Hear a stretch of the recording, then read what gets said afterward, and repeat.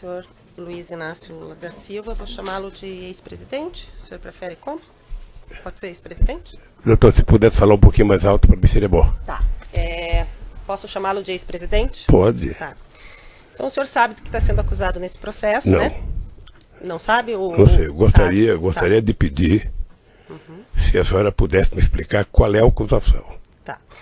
O senhor tem dois conjuntos de acusação. A primeira parte da acusação diz respeito à corrupção, que o senhor teria recebido vantagens indevidas da Odebrecht e da OAS relacionadas aos contratos que eles têm com a Petrobras. E um segundo conjunto de atos que seriam atos de lavagem de dinheiro relacionados à reforma do sítio em benefício ao senhor e à sua família, que foram feitos, no primeiro momento, pelo Bunline, num segundo momento, pela Odebrecht, num terceiro momento, pela OAS. Um resumo muito sintético seria isso. Não. Eu imagino que a acusação que pesava sobre mim é que eu era dono de um sítio em Atibaia. Não é Eu isso. Não é passei. isso. Não é isso que acontece. É ser beneficiário de reformas que foram feitas. A acusação passa pela relação do senhor ser dono do sítio, mas a acusação imputada é de o senhor ser beneficiário das reformas que foram feitas por essas três pessoas que eu lhe falei. Bunline, Odebrecht e OAS. Mas, doutor, eu só queria perguntar para o meu esclarecimento, porque eu estou disposto a responder toda e qualquer pergunta. Eu sou dono do sítio ou não? Isso o senhor que tem que responder, não eu, doutor, e eu não estou Não, sendo quem tem que interrogada nesse responder é momento. quem me acusou. Doutor, e assim, senhor ex-presidente, esse é um interrogatório, e se o senhor começar nesse tom comigo, a gente vai ter problema. Então, vamos começar de novo. Eu sou a juíza do caso, eu vou fazer as perguntas que eu preciso para que o caso seja esclarecido, para que eu possa sentenciá-lo, ou algum colega possa sentenciá-lo. Então, num primeiro momento, eu quero dizer que o senhor tem todo o direito de ficar em silêncio, mas nesse momento eu conduzo o ato. Mas, doutor, Pela ordem, meritíssima juíza. Nos termos do que dispõe a Constituição e as leis de processo penal, a excelência bem sabe, o interrogatório é o ato em que o acusado exerce a autodefesa. Sim, mas Tem ele que não ter a tem que mais me perguntar absoluta nem me acusar. liberdade para expor os fatos e indagar a respeito do que está sendo acusado. Pela ordem, doutor, o que ele Não, demonstrou até agora eu estou me dirigindo à meritíssima juíza, não estou falando com Vossa Excelência, não abro este diálogo lateral, estou falando com a meritíssima juíza. Você não vai me cortar? Eu estou me dirigindo ao juízo. Eu vou interromper. Vossa Excelência quer substituir o juízo? Não, o Tá, senhor eu que vou está atrapalhando a interromper o condição da áudio audiência, nesse doutor. momento, se o senhor não... Eu posso fazer as perguntas ao seu cliente, o senhor orientou ele do que está sendo acusado nesse processo, ele está apto a ser interrogado, ou o senhor precisa sair dessa sala e conversar com ele e ele retornar? Absolutamente não. Eu só quero que ele tenha a liberdade de, nas formas da Constituição e da lei, responder da forma como ele acha adequado. Ele responde respondendo, não fazendo perguntas ao juízo ou à acusação. O senhor se sente apto a ser interrogado neste momento, senhor ex-presidente? Eu me sinto apto e me sinto desconfortável. Se o senhor se sente desconfortável, o senhor pode ficar em silêncio, como eu ia dizer. O silêncio do senhor não será usado em prejuízo à sua defesa. Se o senhor quiser responder as perguntas que primeiro eu vou lhe fazer, depois o órgão do Ministério Público e depois as defesas, o senhor pode responder. E quando é que eu posso falar, doutora? O senhor pode falar, o senhor pode responder quando eu perguntar no começo. Mas pelo que eu sei, é meu tempo de falar. Não, é o tempo de responder as minhas perguntas. Eu não vou responder interrogatório nem questionamentos aqui. Está claro? Está claro que eu não vou ser interrogada? Eu não imaginei que fosse assim, doutora. Eu também não. Como eu sou vítima de uma mentira Eu há muito tempo... também não imaginava. Eu imaginei então vamos que agora... começar com as perguntas. Eu já fiz um resumo da acusação e vou fazer perguntas. O senhor fica em silêncio ou o senhor responde? E o senhor Cristiano Zanin, eu não lhe concedi a palavra, eu vou fazer perguntas. Eu já lhe fiz o resumo do que o senhor está sendo acusado e agora quero lhe perguntar em que momento, primeiro momento que o senhor teve contato com esse sítio de Atibaia. Dia 15 de janeiro de 2011. Tá. O senhor teve contato com esse sítio de Atibaia no 15 de janeiro de 2011, como? Eu tinha deixado a presidência da República, eu estava de férias, e quando foi no dia 12 de janeiro, me falaram que o Jacob Itá tinha comprado um sítio, que se eu queria passar um final de semana lá. eu subi do Guarujá no dia 15 e fui ao sítio do Jacobitá, que na verdade era do filho de Jacobitá. Tá. Foi-lhe informado por quem? O Jacó te falou? A dona Marisa? Então, quem falou foi um filho meu por causa de uma briga minha com a dona Marisa. Tá. Daí o senhor foi nesse sítio com quem, nesse primeiro dia, 15 de janeiro? Eu fui com o meu pessoal da segurança. Tá. O com senhor e estava o Fernando, o Jacó. O senhor foi passar um final de semana. Eu não sei se foi no final de semana ou um domingo, não lembro bem. Tá. Quando o senhor chegou lá, o senhor soube que o sítio era do Jacó, já de cara, que era do Fernando? Soube tá. Que era... Na verdade, eu soube que o Jacobitá tinha doado ao filho dele o dinheiro da poupança dele, o dinheiro sei lá de onde, ou seja, para que o filho pudesse adquirir o sítio. Tá. O senhor passou a frequentar o sítio a partir de então? Passei a frequentar o sítio em 2011, alguns finais de semana, junto com o Jacobitá, junto com o Fernando. Tá. Chegou um momento que o senhor chegou a ficar hospedado lá, porque quando houve a busca e apreensão foram encontrados vários objetos pessoais do senhor e da dona... Eu ficava hospedado de final de semana lá. Então, o senhor ia final de semana, mas com mais frequência a partir de um certo momento ou desde 2011? Eu não lembro. Eu acho que 2011 até 27 de outubro eu ia sempre com o Jacobitá, porque nós fazíamos lá, jogávamos buraco, jogávamos mexe-mexe, e o Jacó tinha na nossa companhia, sabe, naquele instante eu acho que era uma relação quase que de irmã. Porque eu conheci o Jacó desde 1975, nós fundamos o PT junto, fomos dirigentes sindical junto, fundamos a CUT junto, fizemos as greves junto, fomos candidatos juntos, sabe? O Jacobitá, depois de um certo tempo, passou a ter em mim, sabe, quase que a única pessoa em que ele passava final de semana. É que a partir de um certo momento, pelo que consta dos autos e pelo que foi encontrado na busca e apreensão realizada no sítio, a família Bittar deixou de frequentar com tanta frequência, o senhor e a sua família começaram a frequentar mais. Isso chegou a acontecer? Veja, a família Bittar, o Fernando Bittar, em função de ter um filho de 12 anos que preferia ir para o shopping do que para o sítio, não ia, mas o Jacó ia constantemente para o sítio. E o problema do Jacó é que ele estava com mal de Parkinson e estava cada vez mais ficando com problema. Mas ele foi muito tempo. Frequentava junto com o senhor e quem deixou de frequentar um pouco mais fui eu por causa do câncer. Depois do dia 27 de outubro, eu tive 2011, 2012, o tempo inteiro, menos possibilidade de ir, e às vezes ia e voltava no mesmo dia por causa da doença. Tá. E o Fernando falou até que o senhor ia na época do tratamento e ficava hospedado de vez em quando, né? Eu ia, mas não ia para dormir porque eu tinha problema de debilidade. Tá. E aí, depois de um tempo, quando foi feita a busca e apreensão, então o senhor disse que o Jacó ainda frequentava, o Fernando menos por causa do filho adolescente, mas o senhor que ocupava o quarto principal. Quando me dava, eu ocupava. Mas tinha os objetos pessoais estavam lá. E isso era uma deferência que eu recebia tanto lá na chácara, quanto eu recebia no Palácio da Rainha da Inglaterra, no Palácio da Rainha da Suécia, em vários lugares que eu frequentei, inclusive no Kremlin, sabe? Eu tive o prazer de ser convidado a dormir no Kremlin. Eu não sei o que o Ministério Público viu de absurdo isso. Quando foi narrado aqui por várias testemunhas e por alguns réus, o senhor Fernando Bittar comprou o sítio, foi feito a escritura, ele e o Jonas Suassuna. O senhor sabia que foi feito uma escritura, eles negociaram, uma parte do terreno ficaria com o Jonas, outra parte com o senhor Fernando Bittar? Eu não tinha interesse e nem por que saber disso. Tá. O que eu sabia era que o terreno era um todo e que o Fernando Bittar não podia comprar todo o terreno, ele comprou uma parte e o Jonas Suassuna comprou a outra parte, é isso que eu sabia. Mas o senhor sabia quando? Quando que o senhor ficou sabendo disso? Depois de algum tempo que estava lá. O senhor já estava usando o sítio, já estava frequentando, quer dizer, o sítio? Já. Tá.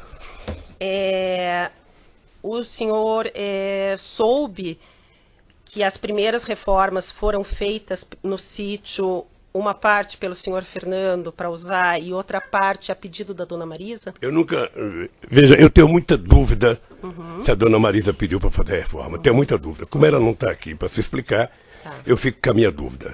Tá. Eu, sinceramente... O senhor Bunlai e o senhor Aurélio, que foram ouvidos essa semana, relataram que eles foram junto com dona Marisa. Agora ficou fácil citar o nome da dona Marisa porque ela morreu. Tá.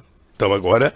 É muito fácil então, dizer. O senhor não acredita que o senhor Bunlai eu sinceramente não acredito porque o senhor Aurélio, o senhor Bunlai, eu não acredito porque eu não acredito que a dona Marisa tivesse efetivamente relação para pedir para uma empresa fazer obras. Tá. E também porque não era dela. Tá. Então o senhor acha que o senhor Bunlai, quando fala que foi fazer visita junto com a dona Marisa e com o senhor Aurélio, e o senhor Aurélio também confirma essa visita antes das reformas, o senhor acha que eles estão mentindo? Eu não estou dizendo que eles estão mentindo, eu estou dizendo que eu não acredito que a dona Marisa fosse pedir. Então por que ela teria ido visitar esse sítio com o Fernando, com o Bunlai e com o senhor sabe? Eu sei porque as pessoas, na verdade, quando compraram o sítio, tomaram uma decisão de que o Lula não poderia saber de nada, que o Lula era contra qualquer ideia, sabe, de comprar qualquer coisa pedindo para ele guardar arquivo, porque eu era contra. No meu mandato presidencial eu era contra. Primeiro discuti instituto, discuti acervo, antes que eu deixasse a presidência da República no dia 31 de dezembro de 2010. Sabe? Então, os companheiros também não tinham que me dar explicação. Tá. Mas então, eles fizeram... O senhor não soube e duvida que a dona Marisa tenha falado com o senhor Bunlai pedindo para reformar alguma coisa no sítio? Eu sinceramente duvido. Tá. Eu sinceramente duvido. O senhor soube que as primeiras pessoas que fizeram a obra, o senhor Ignes, as primeiras pessoas que estavam lá foram retiradas a pedido da senhora Marisa, do senhor Fernando, do senhor Aurélio? O que eu sei das reformas, na verdade, foi depois da imprensa. Tá. A senhora sabe do contato que dona Marisa tinha com pessoas da Odebrecht, com a direção da Odebrecht, para ter pedido para a Odebrecht assumir essa reforma? É isso que eu estou tentando dizer. A Marisa não tinha, no meu conhecimento, nenhuma relação com a Odebrecht. Tá. Mas nem em eventos sociais ela não tinha contato com o senhor Emílio, com o senhor Marcelo? Ela participou de jantares, de eventos sociais com o senhor Emílio, o senhor obviamente Marcelo? que pode ter encontrado num evento qualquer, sabe, público com essas pessoas, porque ia muitos empresários. Mas ter liberdade para falar com uma pessoa e pedir, eu sinceramente acho que quem citou isso está tentando encontrar uma solução cômoda para uma pessoa que já está morta. As pessoas que relataram esse fato, também o senhor acredita que estão mentindo, que dona Marisa não vou pediu? dizer, não estou utilizando a palavra mentindo. Tá. Eu só estou dizendo que não acredito que a dona Marisa tenha pedido. Tá.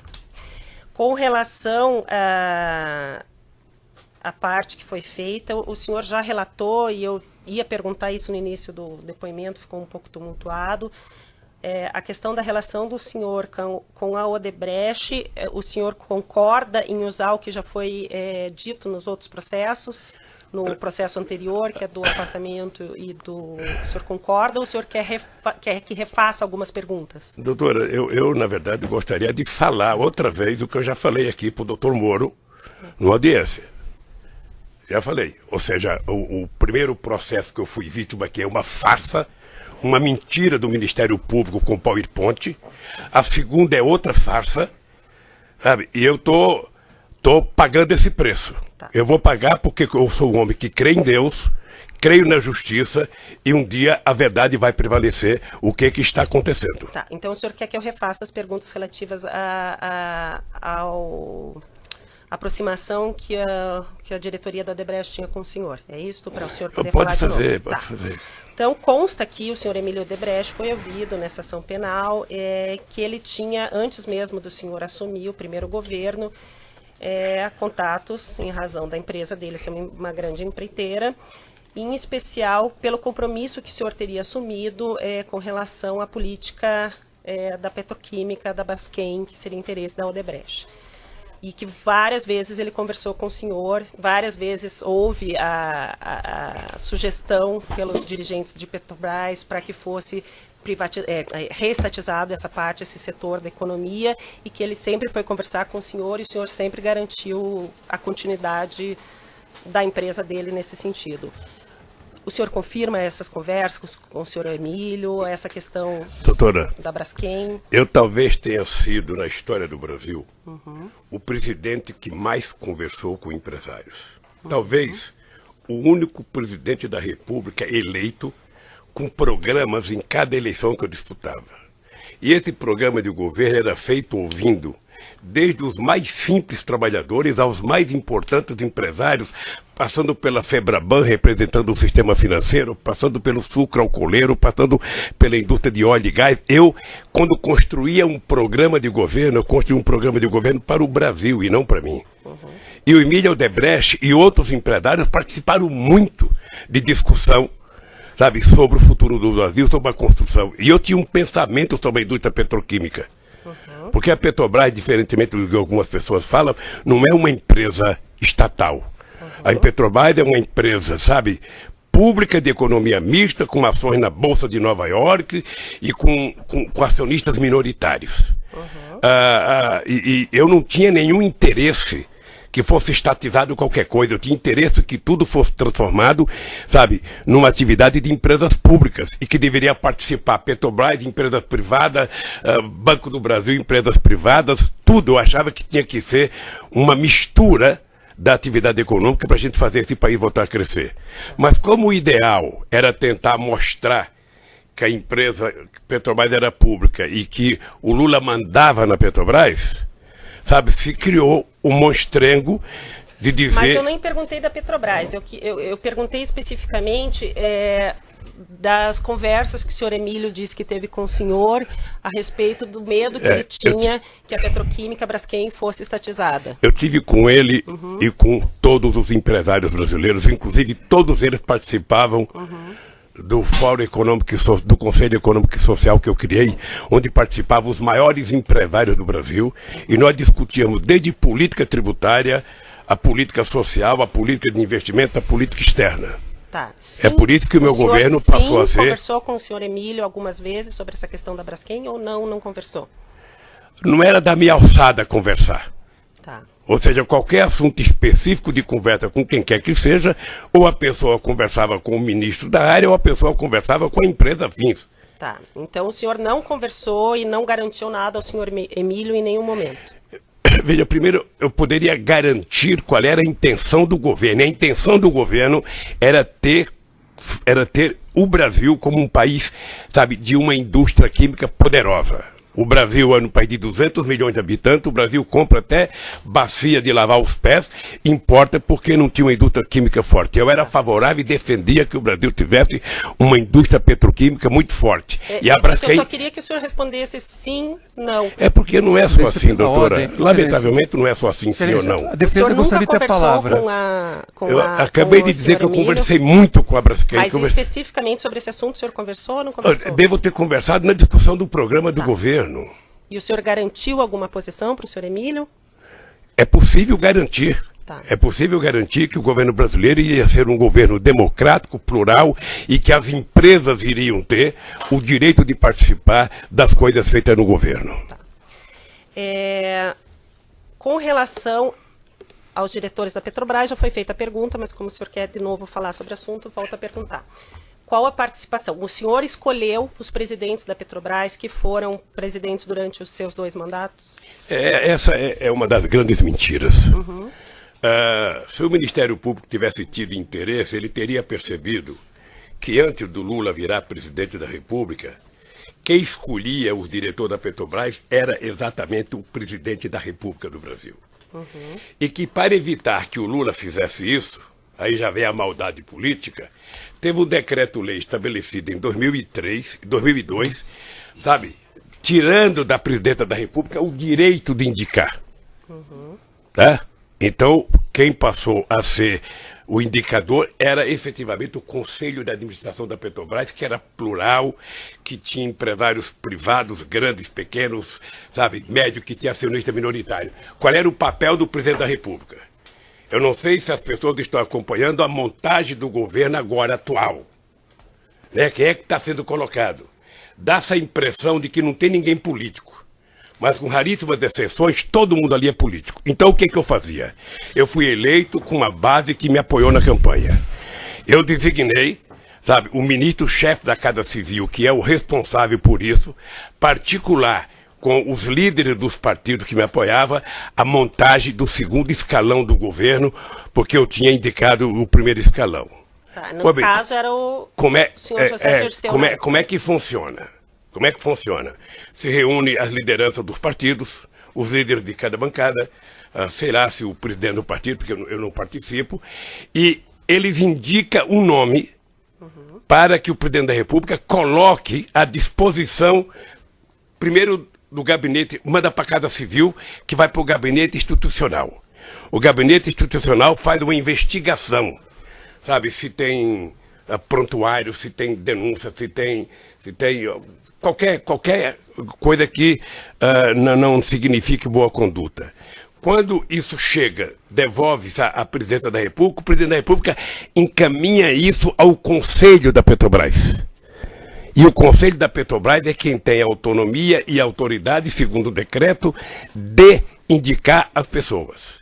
Quando as pessoas foram indicadas, eu disse no depoimento, já no depoimento, não houve uma denúncia, sabe, nem da imprensa, nem da Polícia Federal, nem do Ministério Público, nem do Sindicato de Trabalhadores, nem dos funcionários, ou seja, eles foram aprovados, inclusive, em depoimento de pessoas do Conselho por unanimidade.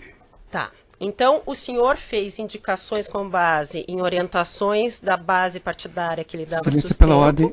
É isso? Excelência pela ordem. Não foi dito. Foi dito que a indicação era feita pelo Conselho. Foi isso que o depoente acabou de afirmar. Mas não foi a presidência que falou para o Eu Conselho enviei o nome. Ele enviou um nome. Encaminhamento. A gente não fala. Encaminhamento da presidência. A gente não interfere no Conselho. Tá. Mas o senhor encaminhava 10 nomes para eles escolherem ou o senhor encaminhava um nome e eles aprovavam ou reprovavam? Não, mas você indicava o nome que tinha vindo para você indicar. Tá. Eu não inventava nome. Então é isso que eu estou falando. O senhor recebia o nome da sua base de apoio, mas o senhor está falando inclusive da presidência? O Dutra, Gabriele, era a base de apoio? O presidente foi da indicação minha, o presidente da Petrobras. Tá. Tanto o Zé Eduardo Dutra quanto o Zé Eduardo, o Zé Sérgio Gabriele. Tá, isso foi...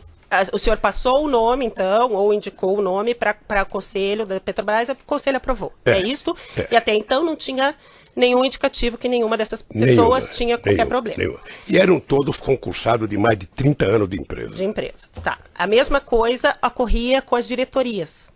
A mesma coisa que a diretoria. Mas o senhor sabia, até então, que cada diretoria era indicada por um partido? Era indicado por um conjunto de forças políticas que tinha me ajudado a ganhar, como é hoje. Tá.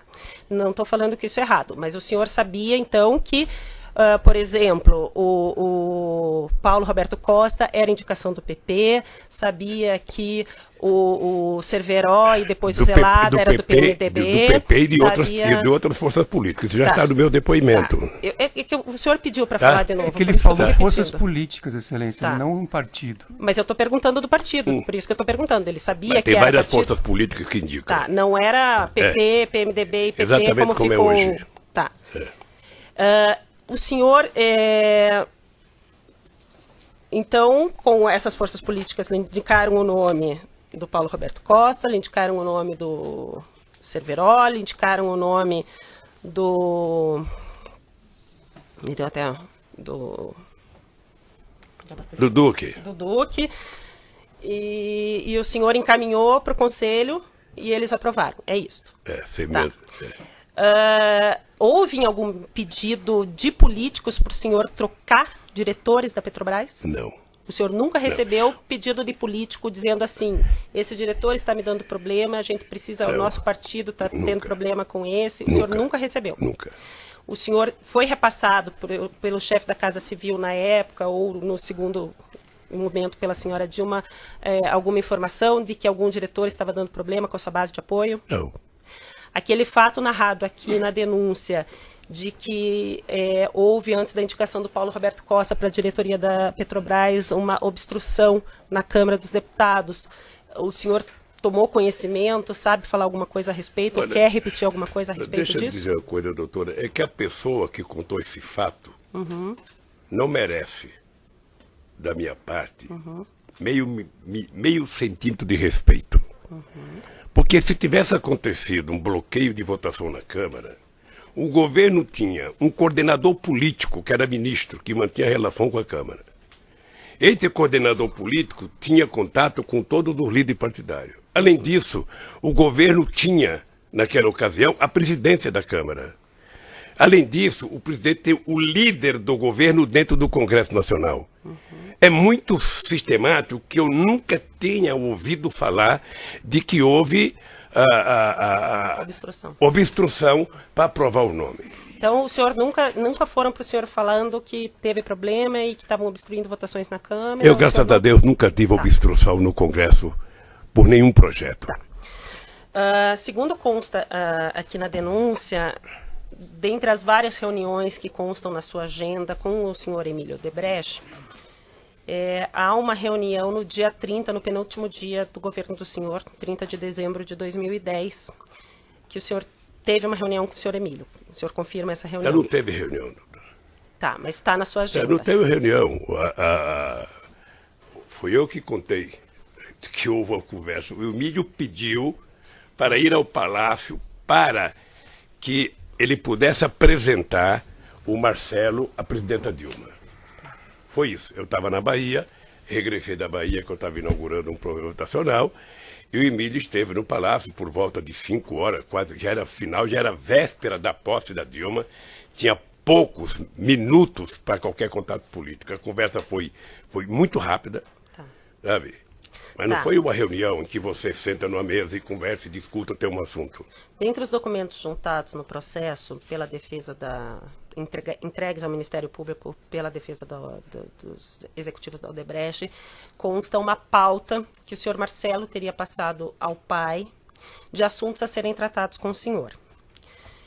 Isso já foi te perguntado, né? Já foi perguntado para o senhor antes, mas dentre os assuntos estava sítio 15/1, que é a data que o senhor disse que conheceu o sítio, né? Coincidentemente, a data que o senhor disse que conheceu o sítio estava nesse e-mail que o senhor Marcelo mandou para o pai para conversar com o senhor nesse dia 30.